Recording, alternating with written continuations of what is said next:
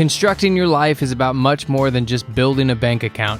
Each week, join real estate entrepreneur and mindset coach Austin Linney as he interviews guests who are constructing their dream lives and impacting the world around them on a daily basis. If you're an entrepreneur or wanting to start a business, or you just want to hear motivating stories of how others have overcome the odds, you are in the right place. And now for your host, Austin Linney. Guys, welcome back to Construct Your Life. This is Austin Linney here, and I have Rory. I just had a baby in my hand. Tyer, how are you doing, my man? I'm doing well. Yeah, I'm hanging out with my 4-month-old Josephine, just having a great time. You know, and your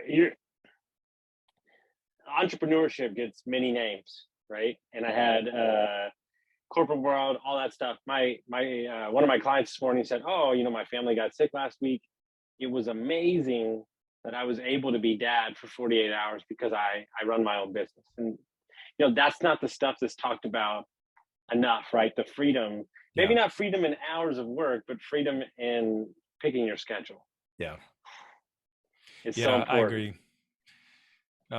So what I like to do is kind of talk about your story, where you want to start, and we'll kind of go from there, and totally up to you where we go. Yeah. So I'll work backwards. So right now I actually work for a pretty large professional services firm called HORNE, and I work remotely. And it's one of those rare companies, I think, where they really walk the talk of like flexibility. They, as an accounting firm, they went remote before it was like a thing that people were doing. And so I'm really grateful for that flexibility. I am an executive coach. And so my role at HORNE, I'm a director in kind of a consulting group called Accelerate. And so we help leaders and companies, attack big goals, whether that's culture, recruiting, retention, quality of revenue, systematizing the processes. There's a bunch of things we can do. My particular specialty is working with leaders and leadership teams on leadership development, coaching, strategic planning, change management, that kind of thing. And so my favorite thing to do is to coach leaders one-on-one, because I get to really get in deep with somebody over a 6 to 12 month period of time. Before this, I had co-founded a couple of leadership development organizations with some other people, including a guy who kind of mentored and apprenticed me into the world of leadership development. He worked for this global organization called the Center for Creative Leadership for a very long time. And I initially met him through my wife. Their families were friends growing up. And he became CEO of a nonprofit and needed a vice president of marketing. And this was several years ago now. And my background just worked out really well to join him in that. And so that's when I kind of started following him around, apprenticed myself to him, developing people, and just a lot of things grew from there. Eventually we left the nonprofit and started our own organizations. And so he and the rest of that team are mostly in Addis Ababa, Ethiopia, actually, interestingly enough, which I've gotten to travel to a few times for work and for personal reasons. And so I'm a coach. I live here in Greenville, South Carolina. I am married. My wife's name is Heather, and I've got 3 daughters. And as you just saw, my youngest is 4 months old, and then I've got a 5-year-old and a 3-year-old. My wife is a physician assistant, so she works full time. The older 2 are in daycare. I just do not feel like putting our youngest in full-time daycare yet because she's so little. And so, we live here in Greenville. I love it in Greenville. Lived in Mississippi for about 6 years before this, and then was in Chicago for a few years before that, which is where I met my wife. And I'm in a former life, I was a pretty active singer-songwriter. And I still do write music. I just do not find as much time now between parenting and work that I used to. And I love to read. And so that's basically all there is to know about me. I love it. It's interesting, right? I myself do consulting, and then most of the co-founders in my private equity firm do consulting. So for me to hire somebody outside of us to take a look at our business is something I'm very used to. Yeah. And this is what you do.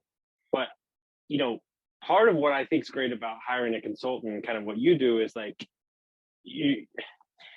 sometimes when you're in business, you can be, you're in the weeds, they would say, right? And I think it's nice to have that outside person who doesn't have what I call a bias to anything that exists. He's just looking at pure facts and that third party.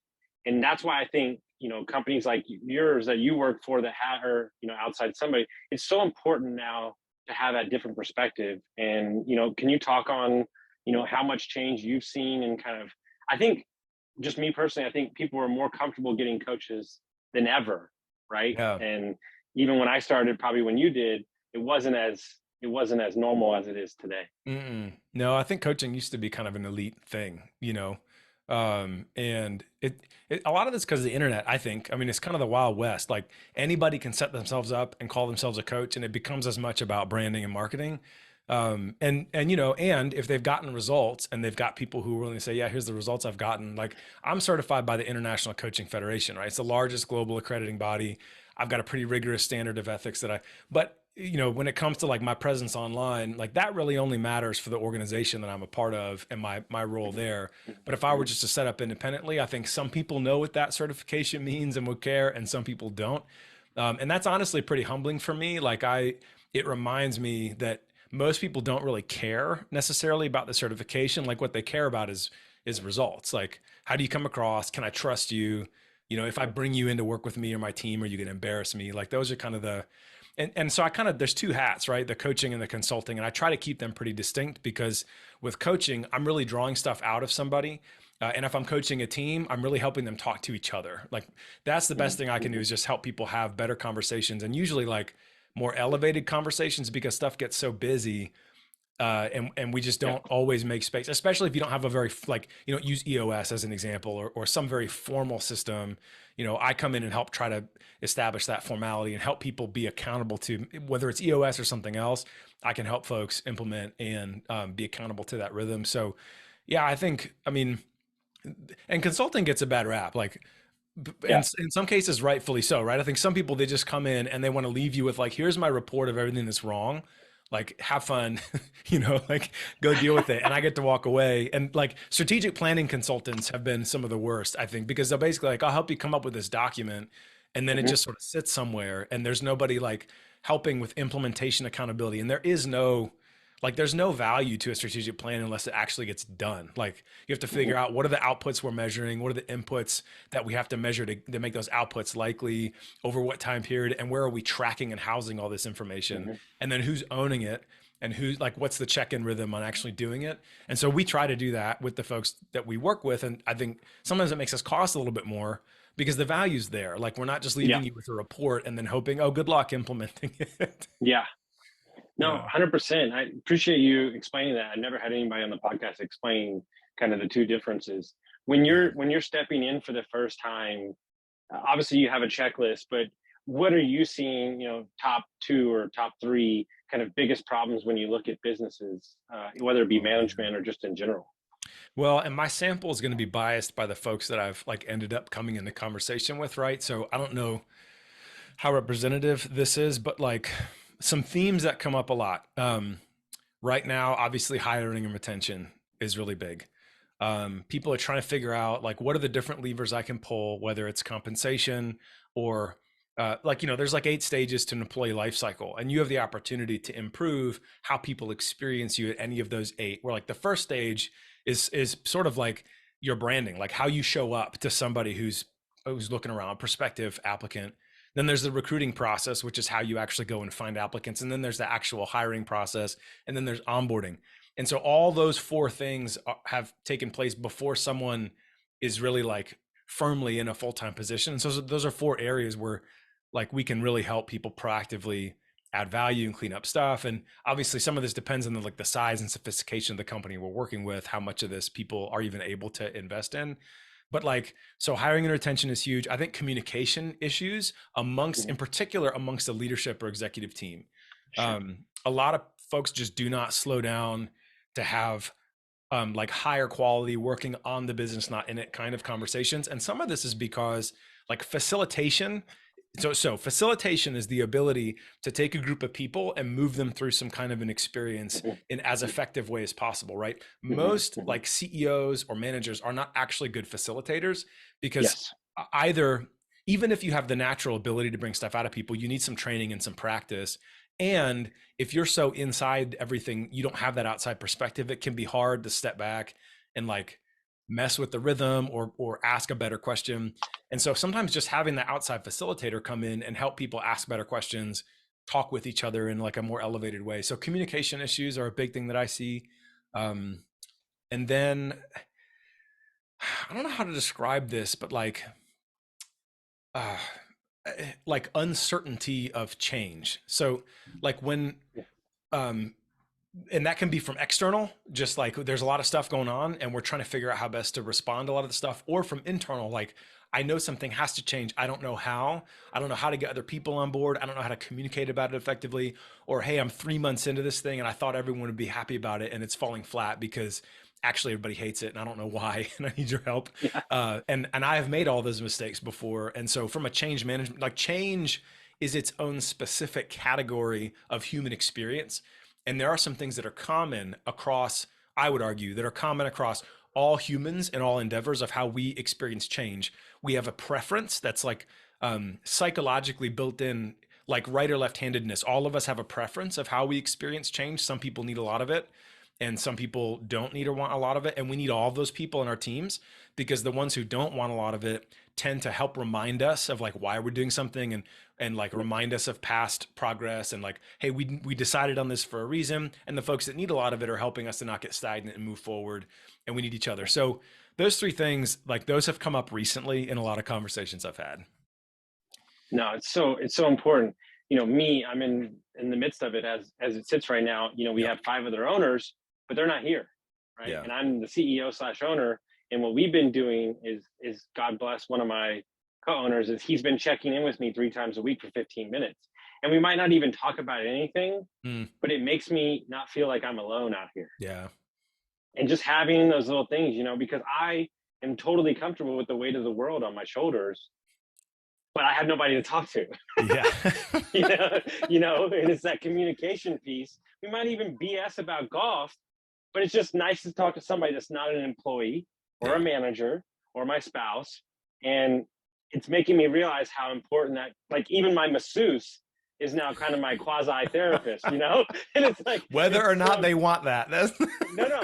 And he does want that. And it's so nice. It's like, dude, I was like, you don't even have to massage me. Let's just shoot the shit, because I'm a type A, I'm a driven person. I don't need any motivation. And I push. And so I've had to check myself and be like, you might be moving quick, but this is also a $4 million boat that doesn't move. You have to check the speed, right? How do you tell your management team, like, they might be driven person, but their team might need that coaching along? How do you facilitate that kind of movement? Yeah. And one of the dangers of folks who are as driven as you is, from the field of change management, is you see so clearly where things could be that don't exist yet.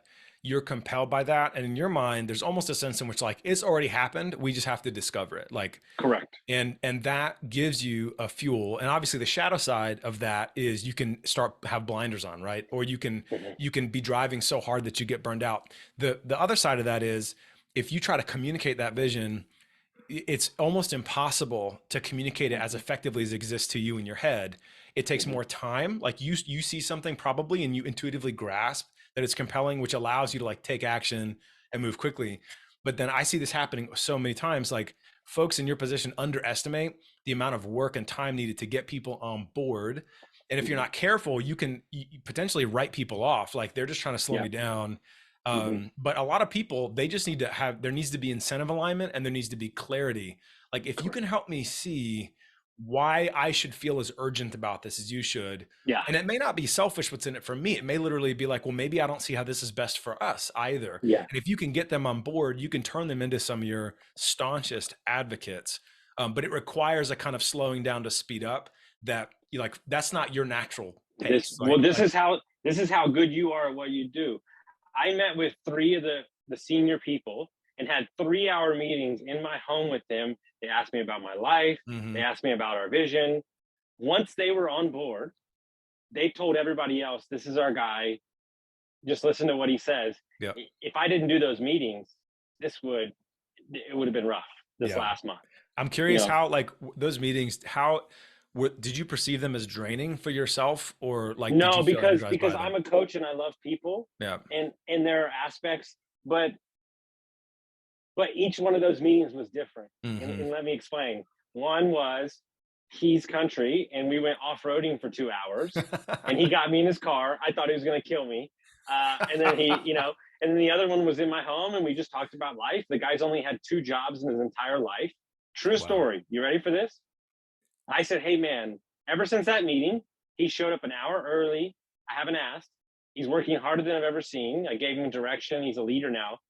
I said, hey, man, I really appreciate your hard work. Thank you so much. In his 29-year career, not one boss has ever said, I appreciate you. He didn't even respond to me because he didn't know what to say. I only knew because he told somebody else that it literally took him an hour to like understand what just happened. Man, there's just so much bad leadership out there. Like there's a lot, and a lot of it, I say bad, like that's not necessarily a moral judgment. Like some people just, they've gotten to where they are by virtue of perseverance. Like they're in a leadership role because they were the most technically talented at something and they outlasted other people. And at no point, and these are very like powerful, sometimes wealthy, knowledgeable people, but at no point was somebody like, hey, you should probably regularly express appreciation and like positive affirming feedback to people. It's like you can go read like How to Win Friends and Influence People or 1 Minute Manager, and it's like very basic, but they were able to succeed without it, and who knows what they burned in the process or what they will continue to burn. But like that's the kind of stuff that drives me, and I'm like, that shouldn't, it's so easy to just tell somebody I appreciate you. Well, what's interesting is right before we did this, I knew I was going to buy small businesses. I took out 6 months and studied nothing but leadership because I was like, what does leadership mean to me? And I realized that I was entering a different phase of my life, and it was no longer about me. It was about what we were creating. And the only way to do that was to empower other people. So now I'm not getting all the credit. Now I'm the one lifting up. And and you have to have a purpose in your identity to know that it's bigger than you now. We've entered something different. And here's the fact, bro.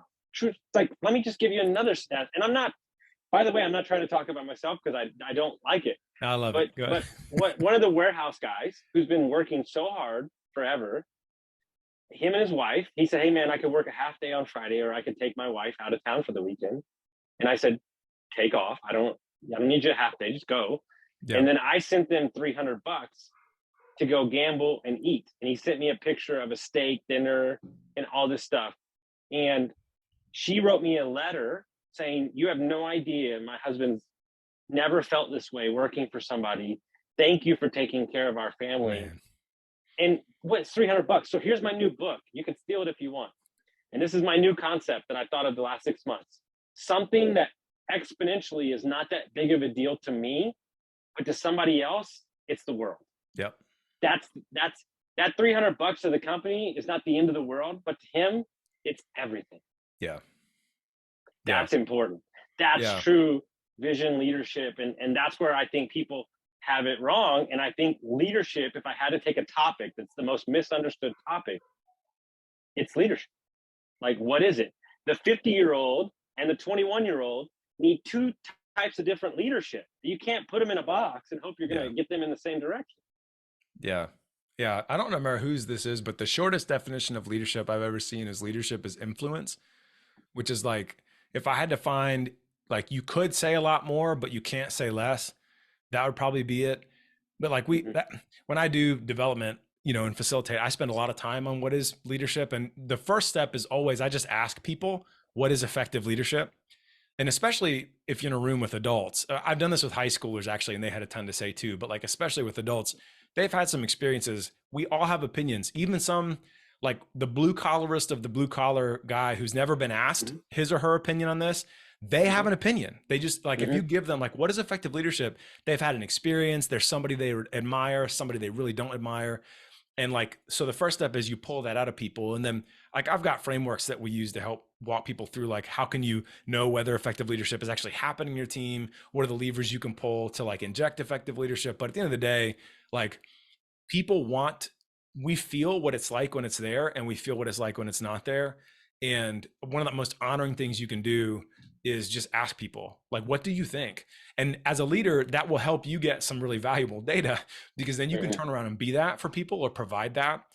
And it makes a huge difference. And it may not, by some, like, right, $300 by any objective measure is not that much, but there's a point. It had like timing, it had context, it had intent. And that's like a very emotionally intelligent way to lead somebody. So good for you, man. It's a high impact decision. No, and isn't that the kind of the next level of leadership, having emotional intelligence to Yeah. understand the timing and the intention behind said Yeah. thing? Yeah, Yeah. absolutely. I mean, an EQ, so there's the four quadrants, right? I mean, it's basically it's self-awareness and self management, and then social awareness and relationship management. And you can grow in all of those. So that's my favorite thing about EQ is as a coach, it like you may have very low self-awareness, but I can grow that by holding up a kind mirror and showing you this is how you're Hmm. coming. Like somebody did that for me. Like I was a very different person, Hmm. 15 plus years ago until a mentor that I really respected sat me down one day and had like a very difficult conversation. It was difficult for me because I knew he was right. And it was probably hard for him because he was like being very honest. And there's always a It little is. bit of a risk there. But like, so now I coach leaders. Imagine the development that you're preventing people from receiving if you don't tell them the truth about how they're showing Yes. up. Because so many of us avoid those conversations because they are hard. And there's like frameworks that you can use to make those easier. But at the end of the day, you have to be kind and you have to be clear and you have to believe that long term someone's development is actually going to be stunted if they don't see the truth about who they are and how they show up. Mhm. And you don't want to come across like you're attacking or judging the entirety of their being. But like, I'm so glad that my mentor told me, I mean, essentially like, hey, you are an asshole. I mean, it's like this is how you're coming across in these like Yeah. settings and you're shutting other people down. You don't, but and the thing that he told me that I'll never forget, he was like, I don't think that's you. Like, I don't think you realize that. And I don't think it's Hmm. what you want. And so how can we show up? And then he invited me into the conversation. He was like, what can we do differently? Right? Like, how can you show Hmm. up differently moving forward? And so he kind of empowered me to say, okay, yeah, I'm going to own that. Because in that moment, if I had said, I don't believe you, like anything he would have said, I wouldn't have heard anyways. Doesn't matter. So like rather than him Hmm. just saying, I need you to do this and this and this and this and this, he was able to like invite me in. And then he learned a lot about me in that moment because I was willing to say, oh, yeah, I agree with you. And here's Yeah. something I think I can do. And then obviously I had to prove that out over time, which not everybody does. Some people will say yes in the moment and then they don't follow it up. But like for me, it just changed my life. So that kind of feedback and that grew my self-awareness like exponentially in that one conversation. And so I always tell people like, don't one conversation can make like it can be a fork in the road moment for somebody's life because this Yeah. happened to me. Yeah. So don't Hmm. underestimate the power of having that hard conversation. And ultimately, we and you see this all day long. We're in a game where it's say, oh, he's a warm body. Like, oh, it's a warm body. We just need people. And it's like, no, like I'd rather you carry a standard, right? Really, I Yeah. think at the end of the day, I think 90% of people at a company, they're looking for accountability. Mm, They're looking for somebody to give a shit yep. and say, I see you, and let's talk about how we can make this better. And by the way, here's where you are now, but in a year, I expect you to be here, and I'm going to show you how we're going to get there. Well, I don't think so. And like I tell all these guys, just the blue collar space, like, well, all I'm trying to get to is $35 an hour, and I'm like, that's it?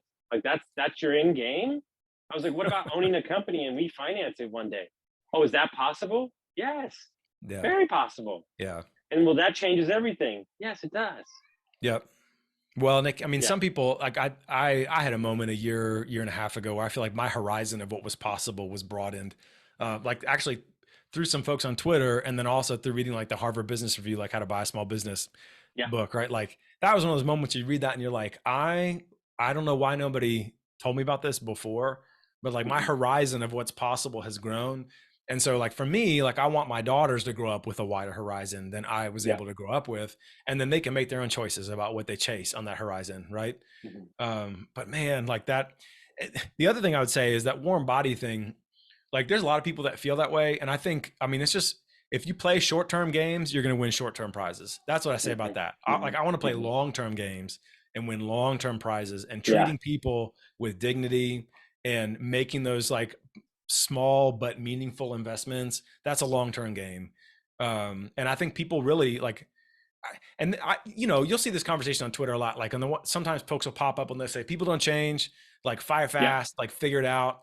And then the other folks will come out and say, blah, blah, blah. And I don't know. I think it's so contextually dependent. Like there are Yeah. some things, some of it does come down to like, what investments are you willing to make with what risk Mhm. profiles? Cause you may Mhm. invest in somebody for a few months and then have them leave. And maybe you could have What? hired them. You could have fired them a month in and it would have saved you some time. But like, was that the right decision at the time? Who knows? Well, it comes back to what your true why is. And my belief is that you impact everybody at all stages for the rest of your life. And so even though you might invest in that person, they might let you down in the short term. It doesn't mean that you still didn't affect them in their core, and it might not click for them for 5 years later. But if your ultimate goal is I'm going to impact anybody, then you can't only enjoy it when it happens for you. Yeah. Meaning at your company, you have to say, I'm going to affect this human, whether or not he's with me or not. And that's the tact I take. And let me be very clear. It's also the thing that rips me apart inside a lot of times too. But and I'll tell you a story. And just to kind of hit this point home, I had a client, it's my biggest client ever in my life by miles. And 3 months into coaching, he screwed me over, like 25,000. And this is not the first time this happened, right? And I was furious. I mean, like, let's say furious would be an understatement. I was not happy. It didn't sit well with me. I kind of got past it, but I really never got past it, right? Yeah. And my podcast producer, I hope I don't get emotional talking about this. My podcast producer is his podcast producer too. And this is 8 months later. And he said, Austin, I understand where you are with this. I'm fully aware. But you told me when you met me that your number one need in this world is to impact everybody that you meet. He said, you can't control when it happens. He goes, I want you to watch this 1 minute clip and then talk to me afterwards. And it was that guy saying there was this young coach and I didn't treat him right. And I know that, but he will forever have changed me. So thank you. He didn't say my name, but I knew he was talking about. And he said, if your true definition of life was to impact everybody, then you did it. And it was the moment. I know where I was. I know when I was walking. Man, I know what it did to me, because it made me realize that I can't control where they are when the impact happens. I can only control the impact in that moment. Yeah. A hard lesson. Thanks for sharing that. It's a hard lesson because this business is, Alex Ramosi said it. It's the greatest thing. Changed my entire coaching career. He said, the longer you affect somebody, they've gotten so good that by the end of it, they won't give you any credit. Because they'll think they could have done it themselves. Yeah. That's a great way to put it, man. I tell people all the time, like I want them to recognize, like, I'm helping pull out stuff in their head that was already there. I'm helping clarify it. I might help refine it, but like, I want you to walk away feeling like this was in you the whole time. And like, if you want to credit me as a guide, that's great. I love that. Right. But like, I want you to walk away feeling confident and self-reliant. Like that's the reason I coach people. I want to see that transformation in them. So I really resonate with that. It's amazing. So if people want to find out more about you, they want to follow your journey, how would they do that? Yeah, so I'm pretty active on Twitter at Rory Tyer, RORYTYER. My DMs are open. I'm always happy to connect with folks who are interested. Whether you are somebody that does coach or wants to coach people, like I'm happy to share a ton about like how I approach coaching, and ways to just keep your sanity as you're doing business development and coaching people. And then if you're a leader in an organization, a manager, frontline leader, whatever, pretty much the whole gamut of helping your business be more successful and helping you be more successful, I can do it. And I'm only interested in people who want to integrate like an integrative approach to coaching. So I'm not the kind of coach that's like, I focus on helping you just double revenue. Like if that's one of your goals, that's fine. We can work on it. But we're also going to do things like self-awareness, self-limiting beliefs, like how emotionally healthy. I'm not a therapist, but like I have helped coaching clients go get therapy for the first time. And that is like incredible because I just think it's all integrated, personal and professional. And if you want to truly grow, you got to work on all of it one way or another. So would love to connect with you. Twitter's the best place, dude. I'm also on LinkedIn, but Twitter's probably the best. I love it. Guys, if you got some value from this episode, send it to a friend and we'll see you next time.